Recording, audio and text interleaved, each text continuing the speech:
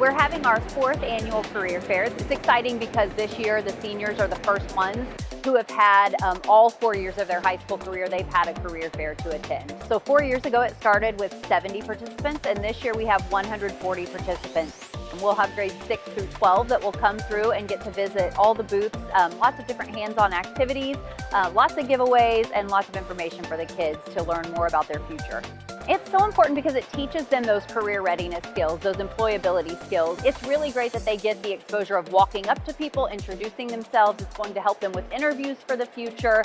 And again, just open their eyes to what's out there for them. It's obviously for grades 6 through 9 for sure, it's more of a experience, learn about the businesses. But once we get into the sophomores, they could be looking for work-based learning placements for next year.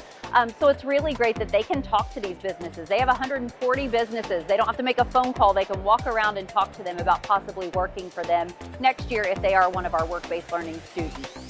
So I'm going to school at Indiana University, Kelley School of Business for Marketing in the fall. I interned this year at Confections, and the seed actually got planted here at the career fair, so that was a really great opportunity. It's crazy to see like the full circle how I'm actually working there this year, and it all worked out great. The fact that all of these businesses from all over are in one place is just absolutely phenomenal. Like, we have the opportunity to talk to all of these different people and places and businesses, organizations in one place. So we don't have to go out of our way. It's a thing school operated that we just go to. We get to know all about what they have to offer.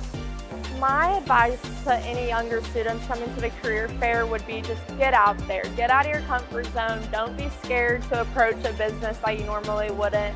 All of these people come here to talk to you. So if I could just advise a younger student to do anything, it would just be get out of your comfort zone and don't be scared. Have those conversations.